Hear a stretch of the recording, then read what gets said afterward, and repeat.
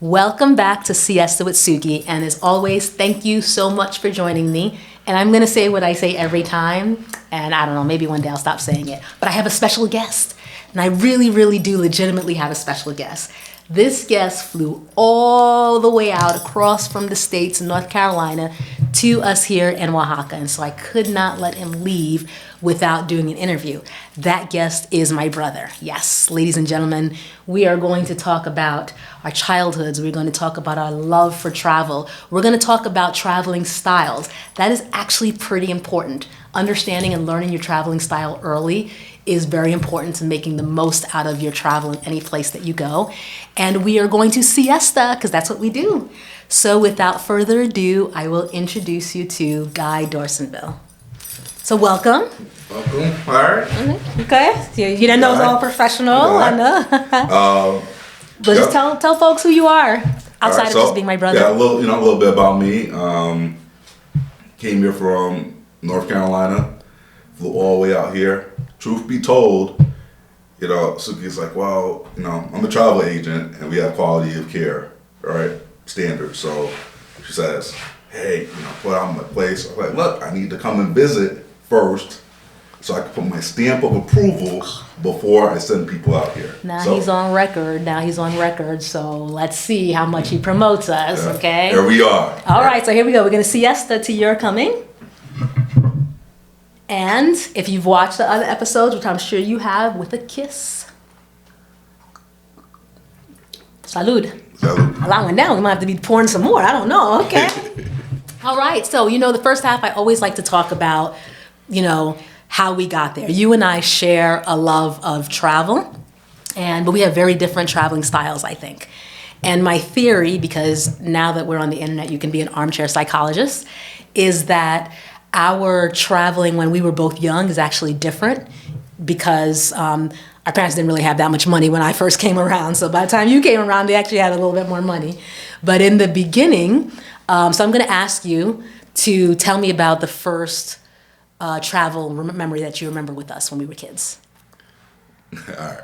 So remember going to Florida one time on a drive. It took a few days, so I'm not sure exactly what, the Jeep, right? I'm not sure exactly what happened there. Okay, so I was older. I'm older, so I could tell you what happened. And this is why I know that my parents' traveling style and my traveling style is very different. They would never get the directions really. And it was back in the day when people had maps, but they didn't use a map either.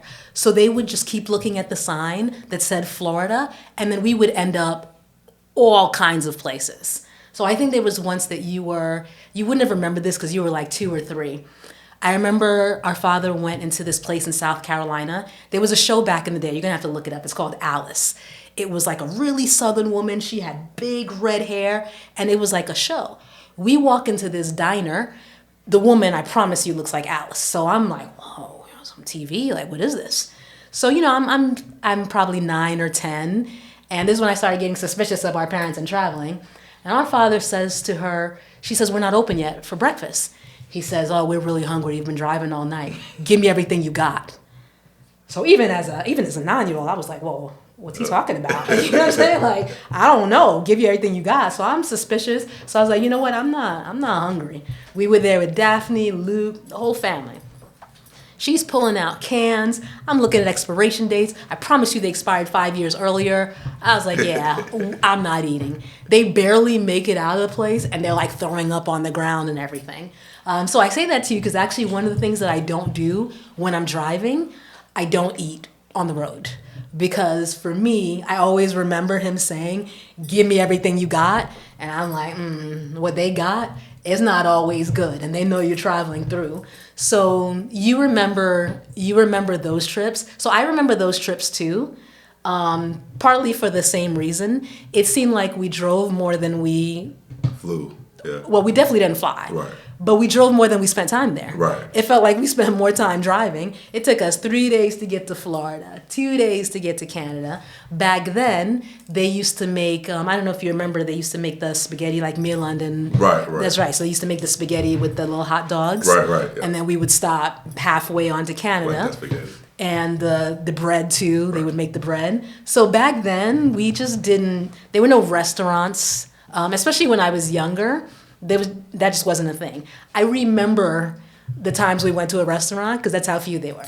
And we only went to La Détente like a few times, and so my initial travels young were very get in the car with the family, road trip, stay at a family's house. We weren't even doing hotels or anything. And so you didn't ask for anything because first of all, you're a kid, right? You just had to just be quiet. But it was very, very low frills, I guess. I went to Haiti. I don't know if you know that. I went to Haiti with our father. Yeah. And Gummy, she gave me a shower outside with some cold water. And I came from Brooklyn. I'm like, oh my gosh, what is going on here? So she's bathing me with some leaves and cold water. I in my mind, I'm like, all the people on the mountains are looking at me. They weren't, I was just a kid. And that's the first time I had seen like a Haitian market. The chicken were running around and this, that. And she's like, well, what chicken do you want for dinner? And I didn't understand because I'm like, what do you mean? Because this thing is running. So this is not chicken. This is a live thing. And she's like, no, that's chicken. And then they cut off the head in front of me. And I'm like, oh, this is not Brooklyn at all. Right. And that's the first time I remember, too, I saw a flying roach.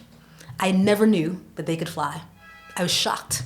Here it came, and it was like, flap, flap, flap. It was like a bird. It was massive. And I'm like, oh my God, what is that? And my grandmother's like, no, they're just passing through to make sure your house is clean. And I'm like, I'm sure the house is clean, right? And so to this day, I don't even call them roaches. I'm saying this to you, I haven't said that word in years. Everybody knows I call them the offenders. So if I'm like, I see an offender and I'll call everybody else, I can handle spiders. I've taken out snakes in South Carolina. I cannot mess with the offenders.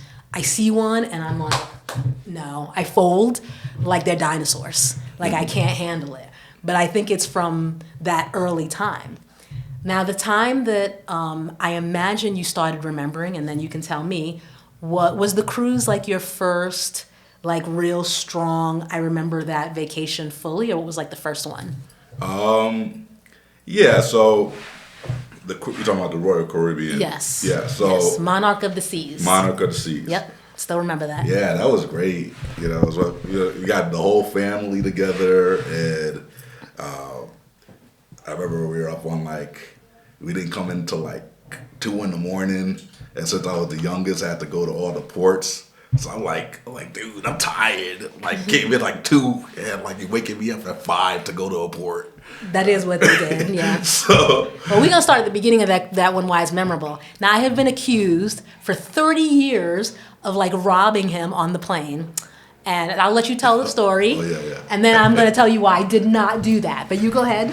So, yeah, I never, all my years so far, right, I never seen this other type of plane situation, right? So I'm not sure if it was a theme plane or what it was. But some reason or somehow they were collecting money on the plane for a lottery, right? And then I had to go to the bathroom. Not my fault. Right? And then when I came back, they picked my number, my seat, and she was like, oh, well, you weren't here, so I took the money for you. I mean, I did. I was good. I felt like this was a good sister move. Yeah, He's in the bathroom. And that is what they did. They took $1 from everybody on the plane. So it was really weird. And they were like, and then we're going to call out a seat number. And then they call out his seat number, but he's in the bathroom. And I'm like, well, somebody's got to take some action. And so I went and got the money for him on his behalf. What were you, 7, 8? I was 16, I'm like, well, we're okay, but they've never let me live this down. So I remember that's how it started. That was the one where you and Jeremy, the basketball flew off the... Yeah, the basketball flew off the side of the over the railing. Yeah, I don't understand why the basketball's on a cruise ship. So now more commonly, you gotta do a lot of cruising is this part is kind of in the middle of the ship now. So it's all the way on the last deck, but kind of in the middle, netted in. So you don't have that issue. But I guess before, this was kind of the early days. so they had it towards the after the ship, which wasn't. And the kids were running around. So that was actually a really good trip for me too, because for the first time, I think I have anxiety when as a matter of fact, I don't think I know. I'm going on trips and I'm like, let's do this, this, this. In my mind, trips mean let's go, you know? Like I rest at home. I do not rest when I go out. And, you know, our parents, so I know how this feels now because Elix is just like me. He's like, what time are we going to this? When are we leaving? We're not on time. Mommy said we're going to be there at 10:30. It's 11. So I get it now, right? I was very annoying. But I was very annoyed though, right? Because I'm like, yo, we are on vacation. And we would go to Disney World and it would be like 4 rides. And I was like, yo, man, I can't do that for you. So I'm going to see you. You guys go ahead and sit down. And we're going to go on some rides. So the cruise was one of the first times that, just like you know, it was like freedom, right? You didn't have to, and I didn't go to the ports. I think I went to one port with them, and I can't remember Grenada, which island it was. And I remember because it was like, I think we went to like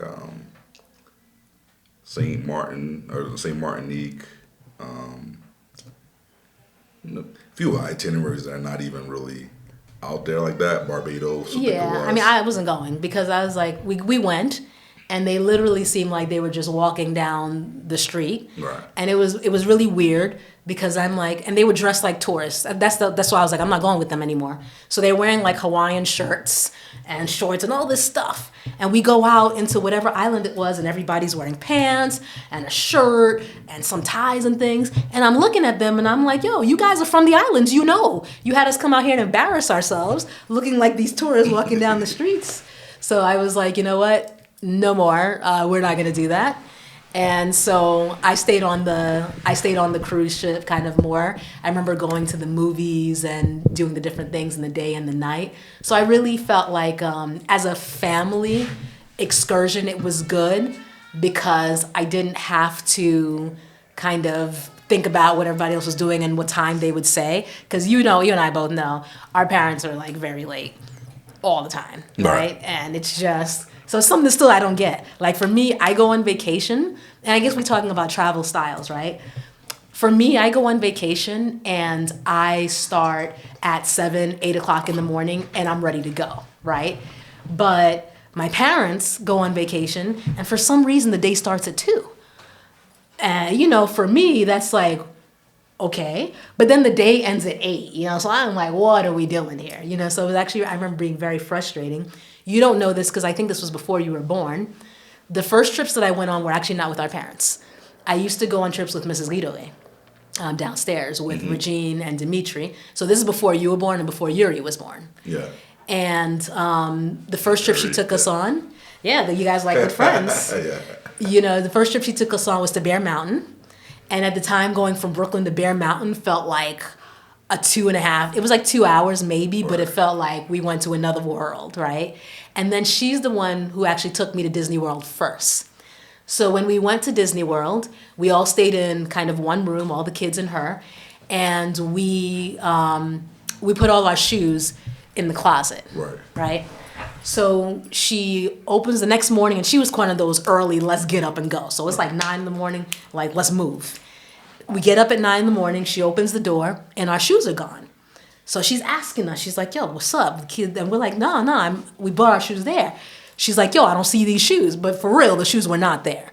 So we're just like, yo, I don't know, you know? So she knocks on the door. It turns out it's one of those adjoining room things. And the person on the other side opens the door. All our shoes are in there. And she's like, yo, but now we're in Miami, so everybody's speaking Spanish. Right. So they just going, da, da, da, da, da. Nobody speaks a word of Spanish. She looks at them, she lets them go, go, go. She looks at them, she says, zapatos mine.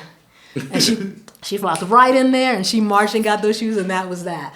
And she was, I remember there being she was so like organized on her trips. She could go for 3 days, and we would do like all this stuff. We went to the Hawaiian restaurant, Waikiki. Like I remember the things that we did. So the first time I went to Disney World with our parents, so at this point it was all of us. You, me, Daphne, Luke, you know, their dad, so, you know, Gummy. So it was just a whole crew. It took us 3 days to get there. We spent 2 days there trying to figure out how to get on rides. We made it to maybe 4 rides. One of them being, God, what's the one at Epcot Center? The exploration one. Yes. Oh gosh, how come I can't remember? That was like my favorite one. It was my favorite because that's the only one we went on. It was not Thunder Road, Thunder Mountain. Oh, I can't remember. I'm gonna have to remember that ride. And I remember that ride because we get on. It's a ride in the dark, in the space. And that's not Epcot. That's at. You sure it's not Epcot? Because I feel like that's the only one at Epcot. That's at Magic Kingdom, Space Mountain. Space Mountain. Was it Magic Kingdom? Magic Okay. Kingdom. I thought it was at Epcot. Yes. So Space Mountain. So it's Travel first agent. time. That's what I'm saying. That's why you need a travel agent to give you all the details, to know what you need to go, because Disney World is big. So I remember we get on the ride. It's me, Luke, and Daphne, and we finally get on it, and we just don't know what to expect. We're kids. The last time we've been on a roller coaster was Coney Island, so we don't know anything about these big roller coasters. And then it starts going up, up, up, up, up. So we start getting scared, and we start singing "We Are the World." And we sang "We Are the World" together throughout the whole ride. I was like, "We are gonna die, we are the world." I was like, so we were just completely outrageous. But it was fun because it was like it was a family kind of going in together. And at the time, there was a little bit more of let the kids kind of be off.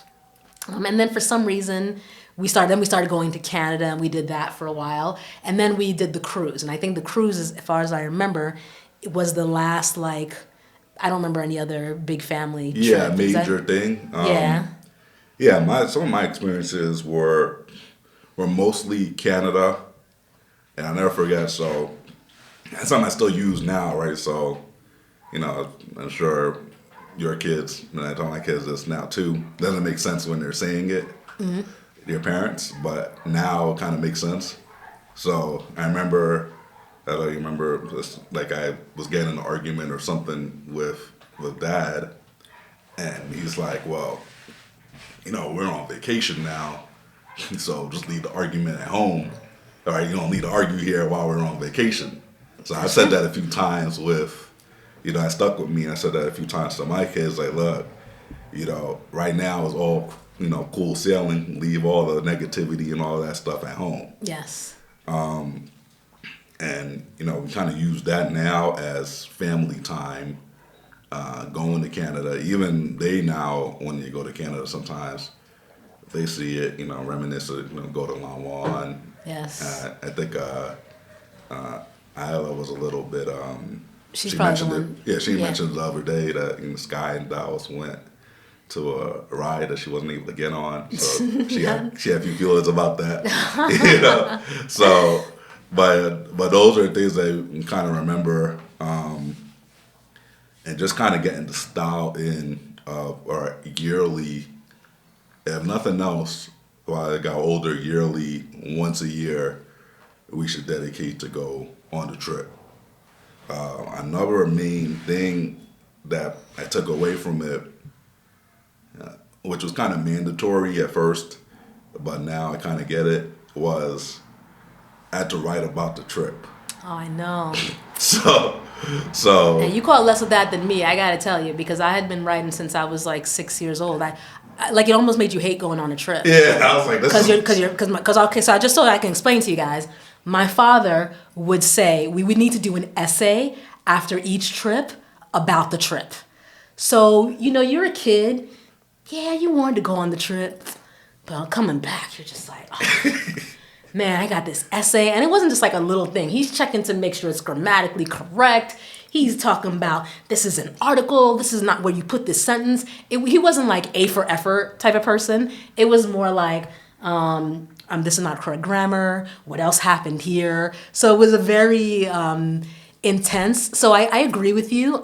First of all, I wish I still had those, right?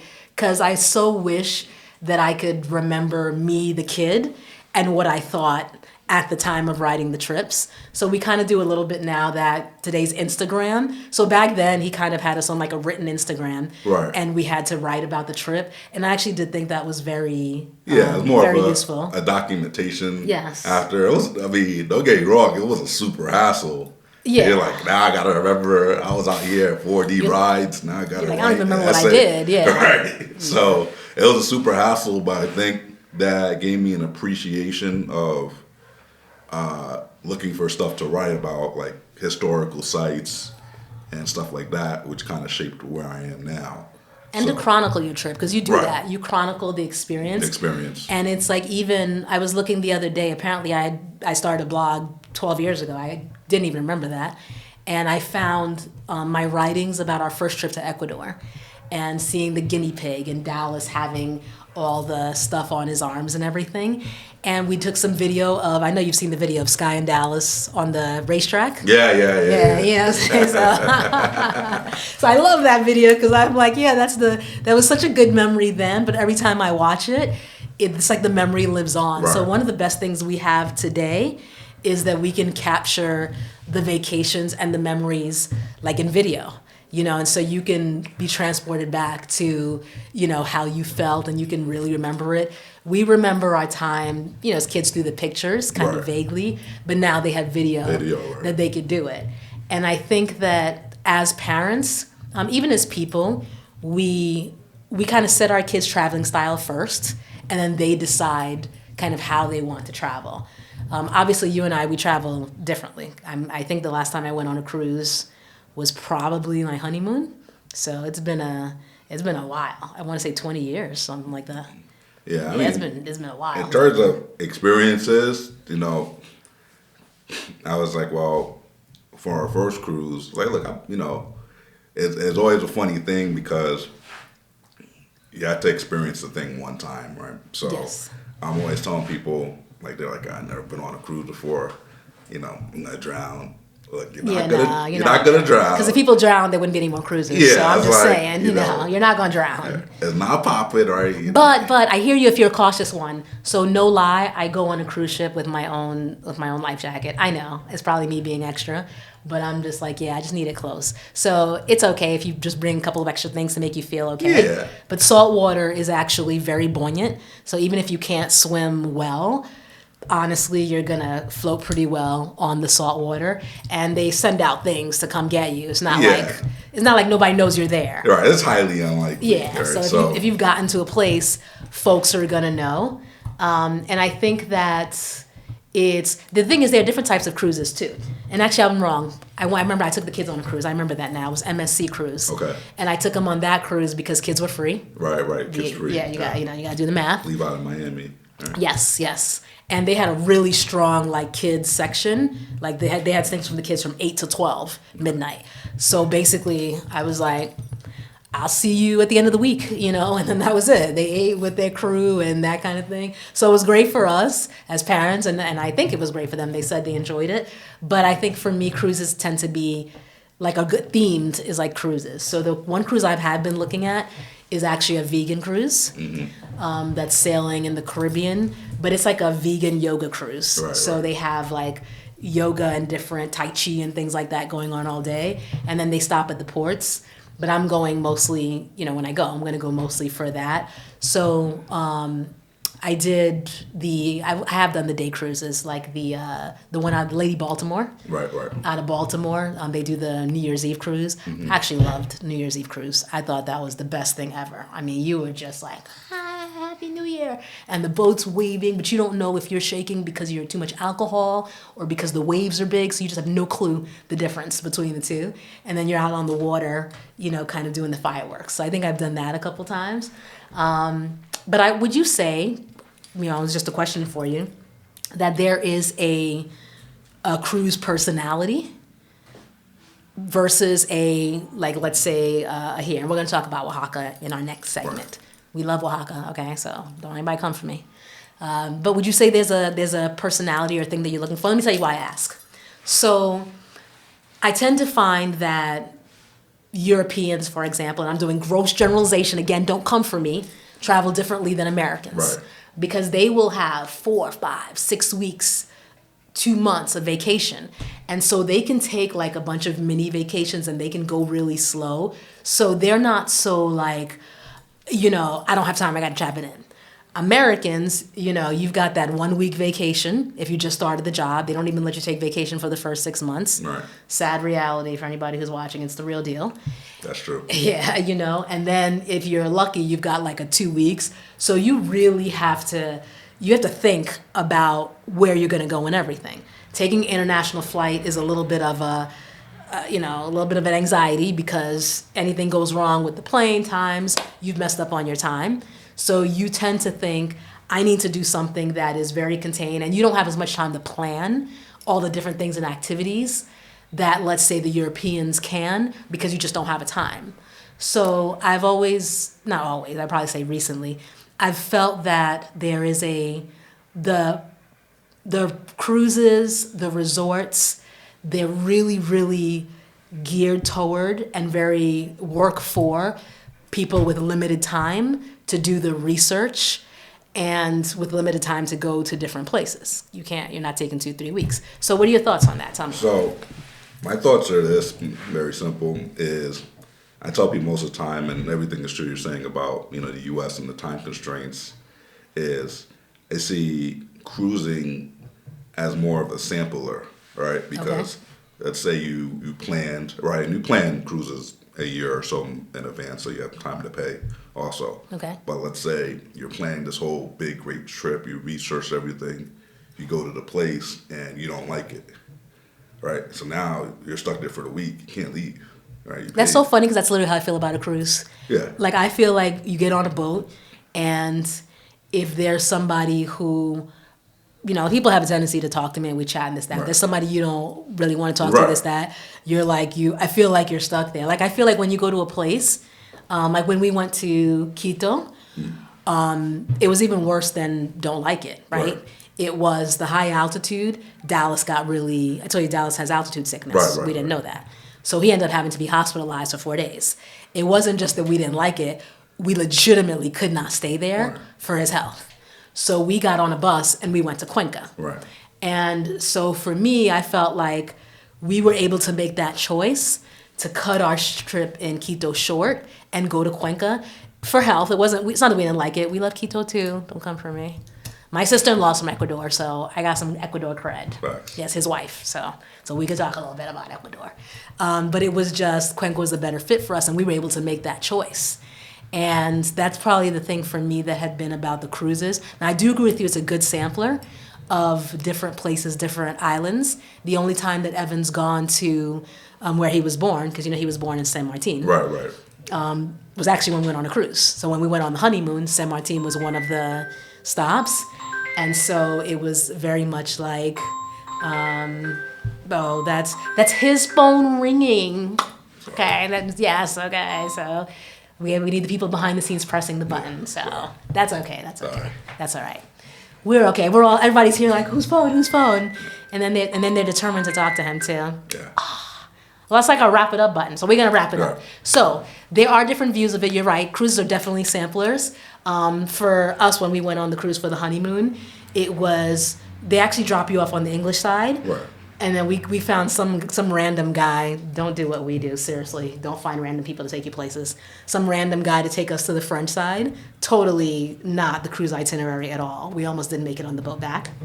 But he wanted to kind of put his foot where he was born. Yeah. Well, you know what? That's actually an interesting point. So when we're doing cruises, I've seen a few shows. I think it's on Netflix or Hulu called The Last Cruise Traveler or something like that, right? And a lot of times what ends up happening is that when you're cruising, they say don't go out to past block 1 or block 2 because... What's block 2? Like an actual block? What does that mean? Yeah, like they have certain people that they deal with, the cruise line. Mm-hmm. So they tell you don't venture out and speak to the regular tourist or the regular people that are in there because it's dangerous, right? And I don't subscribe to that theory because not necessarily that it's dangerous, is that they're upset that they provide the same services, but since they're not dealt with the cruise line, all the money's coming in through the government or what have you, and they don't get any peace. So they're upset at all the travelers that they can't capitalize. Mm-hmm. So normally what we like to do is we'll vet different vendors beforehand and call them up and everything like that. They're not part of the cruise line. Right, and then we'll use them there. And they've done a pretty good job. We have a guy in Honduras that we've used twice. Okay. The last 2 times we've been there.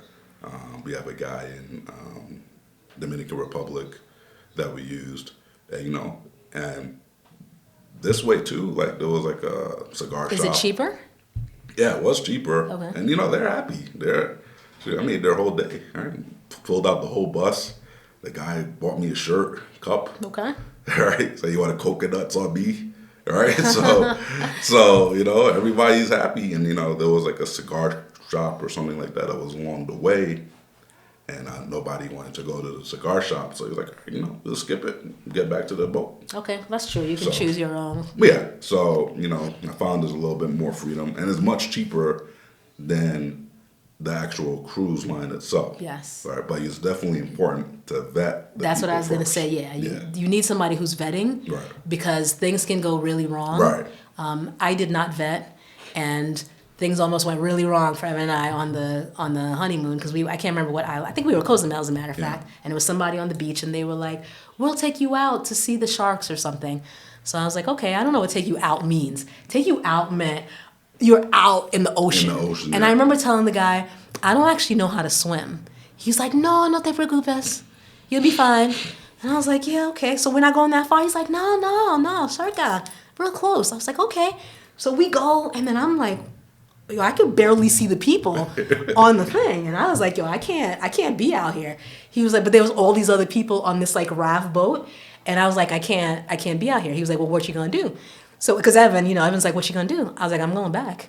He's like, how you gonna do that? I was like, you guys have a little paddle thing? And so I legitimately took a little paddle thing and I put myself on it and I dog paddled myself back to land. It took me an hour and a half. Bruh. Yeah, that was crazy. I know, it was crazy. Yeah. I mean, I was like, I gotta go for my kids. I can't be out there. I don't know if a shark comes get us, but there was no vetting and that was problematic. So I definitely think it's important, like when people do that, that's why you work with a travel agent, right? To kind of do those little things that are very time consuming, but safety matters. So we're going to wrap it up here because in the next one, we're going to talk a couple of things. Definitely want to talk travel insurance for sure. Definitely want to talk about, I really want to hone in on this style of traveler and how you kind of look at an itinerary or whatever, or even the boat type and decide, what kind of person are you? I actually feel like I'm a real carnival type. But for the kids, MSC, right? So there are different cruises and different cruise types that once you start learning who you are and what your situation is, then that's how you figure out, okay, this is going to work for me. So we are going to leave it here for the first half of Siesta with Suki, where we started talking about the traveling. So really, really important. Join us for part 2 because learning who you are as a traveler is really important. Honestly, it's going to save you time and money because, like he said, there's nothing worse than getting to a place and being like, I hate it. So a little bit of work beforehand, whether you're paying someone else to do the work or you're doing the work, really, really does matter. So I will see you on the other side of Siesta with Suki. Ciao.